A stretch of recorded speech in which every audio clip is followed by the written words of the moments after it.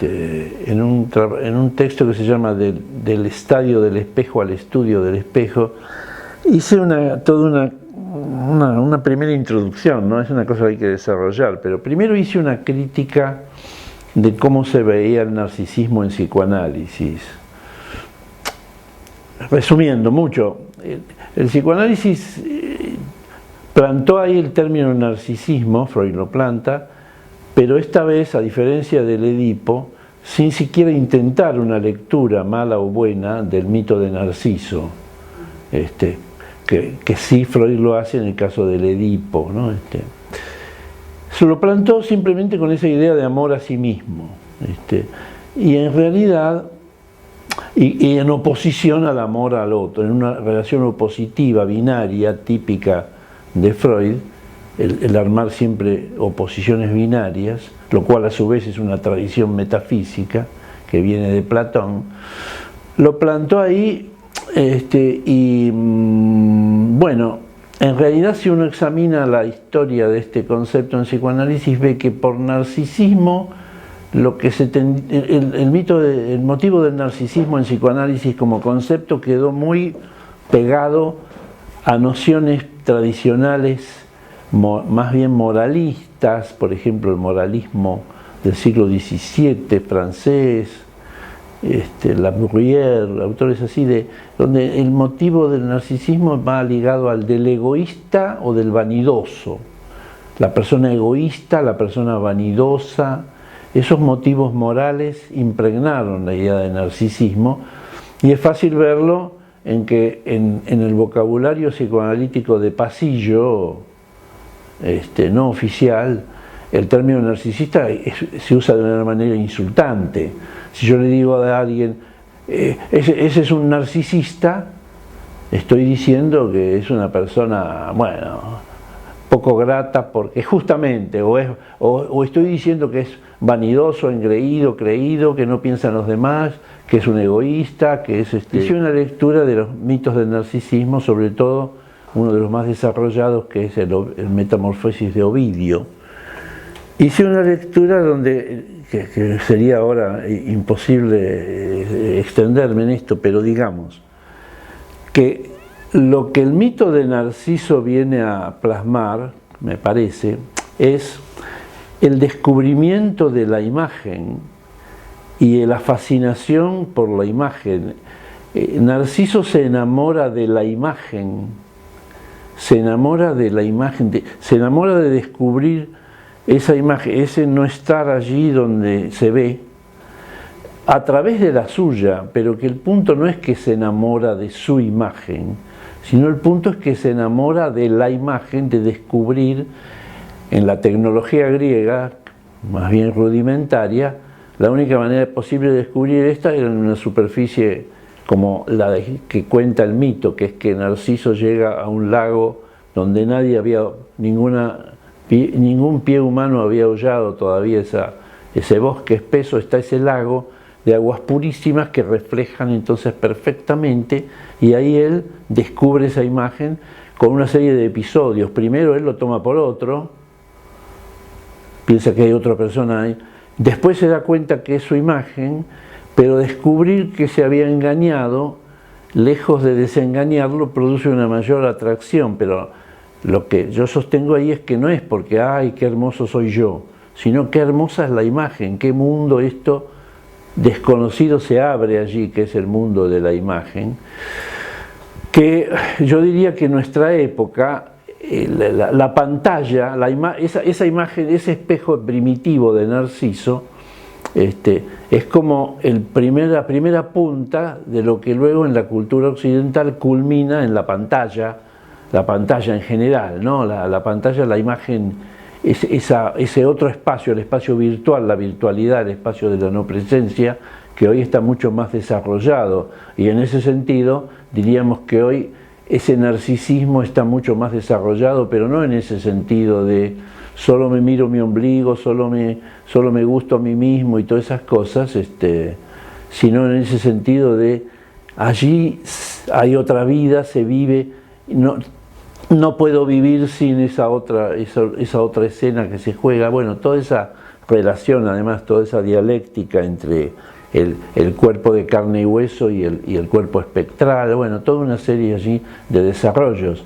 En los mitos sudamericanos, por ejemplo, muchos mitos de poblaciones brasileñas hoy medio desaparecidas, como los G, los Tupí, se da también mitos que juegan, por ejemplo, el mito de Narciso ahí se cuenta así: un chico, que sería un adolescente para nosotros, está arriba de todo de un árbol. En el lugar medio del árbol, en una rama más baja, hay un ogro temible que no lo ha visto a él arriba, pero abajo hay un lago. El ogro ve al chico en el lago y el ogro quiere atraparlo. Arriba el chico se ríe, se burla de la tontería del ogro, que confunde la imagen con la presa misma, ¿no? El ogro no llega a darse cuenta de eso que el chico se ha dado cuenta, y que el Narciso griego también, que eso es una imagen y no algo que se pueda agarrar, ¿no? Así que hay variantes por todos lados de estos mitos, y en el medio de eso está el mito de Eco, que también es la voz diferida, a la única manera en que los griegos podían acercarse a eso, que era, por ejemplo, en una caverna donde el sonido resonara, pero Eco también se vuelve pura voz, una voz sin cuerpo, como en el agua lo que él ve es una imagen sin cuerpo, ahí que agarrar, ¿no? Bueno, así que sobre esa base yo diría que, por un lado, que sí, que nuestra época puede culminar con la tecnología todo ese narcisismo, pero yo le doy al narcisismo un sentido muy diverso, y no ese sentido donde el narcisismo sería una formación que fácilmente se patologiza y que impediría el amor al otro y demás. El narcisismo siempre además es doble, implica siempre una cosa de doble, de manera que esa idea de uno mismo, que se llamaría a uno mismo, ya de entrada es fallida, en tanto es imposible ver una relación narcisista sin esa duplicación, sin esa doblación, sin ese efecto de desdoblamiento, ¿no? Que se produce tantas veces. Cuando escuchamos nuestra propia voz en un grabador, entonces lo que uno descubre allí no es tanto, ahí mi ser, sino soy doble siempre, siempre me doblo, me desdoblo. Entonces mi manera de pensar eso se diferencia mucho de esa del narcisismo como una especie de estructura o estadio evolutivo, que en todo caso siempre estaría en oposición por ejemplo, a la alteridad, porque ahí el narcisismo, en realidad, lo que Narciso descubre es su alteridad, ¿no? Stern, al respecto, Daniel Stern dice una cosa muy interesante: solo los enamorados se pueden mirar a los ojos indefinidamente, o la madre y el bebé, porque si no aflora algo inquietante, si una mirada prolongada, y si uno, dice él, se pone a mirarse al espejo, dice Stern, deliberadamente se pone a mirarse al espejo y se queda ahí sin un propósito práctico como maquillarse o afeitarse, dice Stern, al final se vuelve una experiencia inquietante. ¿Por qué? Porque aparece lo extraño que soy a mí mismo. No aparece mí mismo, ni qué bello soy yo y qué lindo es mirarme, sino que soy otro, que soy un extraño, esa paradoja donde lo que más creo conocer se me empieza a volver extraño. Si insisto en permanecer contemplando ese rostro, se me vuelve cada vez más raro, menos familiar, digamos, ¿no? Entonces, esa paradoja donde lo familiar está umbilicado con lo extraño, de maneras más o menos enmascaradas. Así que eso es lo que tendría que decir sobre el tema, y me parece que sí, que la tecnología permite que hoy culmine eso, llegue a una culminación, ¿no? Que bueno, además que sigue abierta y en pleno desarrollo, así que no sabemos a dónde conduce, ¿no? En el terreno propiamente psicoanalítico, la cuestión de autoestima empezó a aparecer o a proponerse en relación a la clínica de las depresiones, ¿no? Digamos, considerando dos modalidades de la depresión. Una es la modalidad de estado anímico abatido, alguien que está tan abatido que no puede ni levantarse de la cama, ¿no? Una depresión así, ¿no? Que digamos directamente impide hasta los actos más simples de la vida cotidiana o los vuelve tortuosos, difíciles de lograr. Y la cuestión de autoestima baja en el sentido de tendencia al autorreproche, sentimiento de culpabilidad, aquello que Freud empezó a trabajar como sentimiento de culpabilidad inconsciente, donde siempre soy el culpable, no soy nada valioso, no valgo nada. Eso con independencia total de las realizaciones prácticas que tuviese ese sujeto o del valor social que tuviese lo que hace, ¿no?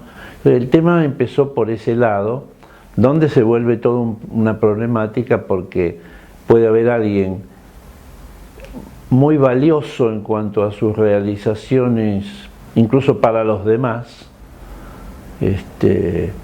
muy valioso, pero que lejos de poder reconocerse en eso o disfrutar de eso, tiene una tendencia permanente al autorreproche que además lo puede llegar a poner en peligro, hablando clínicamente, ¿no?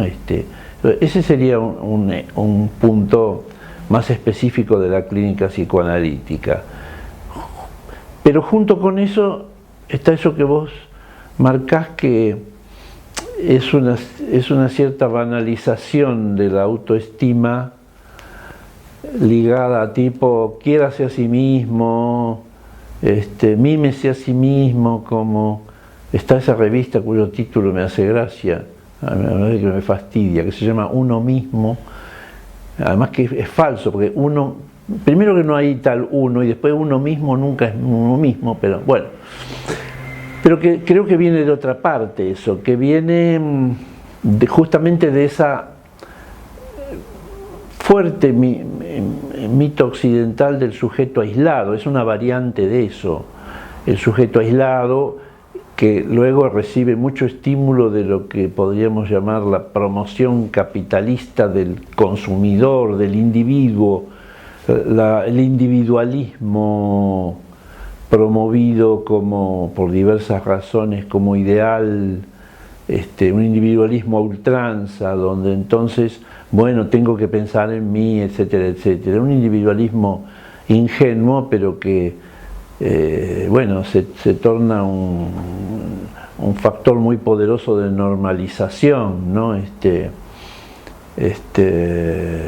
Y que aparece muy publicitado, difundido en múltiples, mucha circulación en los medios y en diversos discursos, ¿no? Eso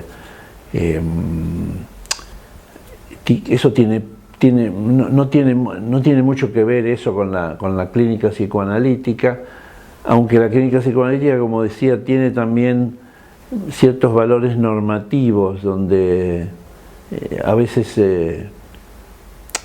como decía una autora norteamericana muy interesante, Jessica Benjamin, una autora que conjuga psicoanálisis con feminismo de una manera no reduccionista, una psicoanalista neoyorquina, se piensa siempre que uno se va construyendo contra el otro y no con el otro, ¿no? En esa posición individualista.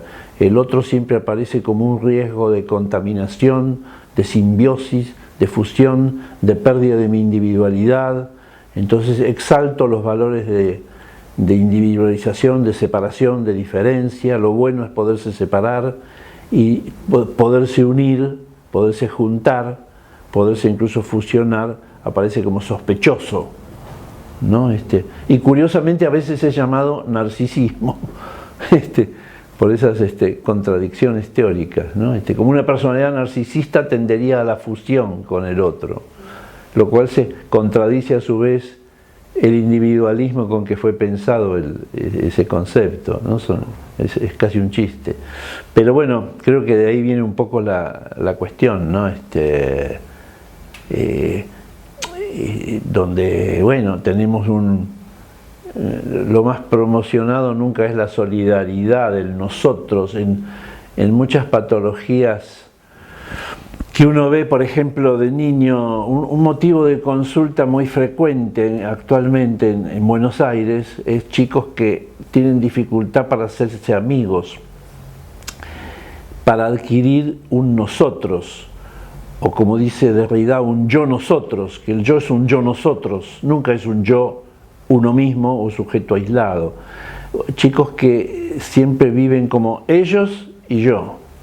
Entonces un chico que, y a veces también cuestiones adolescentes así, donde el chico no puede integrarse con los demás, no puede verse como miembro de un grupo, ¿no? Y además hace ciertos comportamientos que inducen a que los demás lo segreguen, lo rechacen, porque rechaza a él o agrede él, ¿no? Pero donde hay una dificultad para decir nosotros hacemos tal cosa, el chico dice hicieron tal cosa, ¿no? Y aunque él esté allí haciendo lo mismo, ¿no? Así que es todo un tema interesante.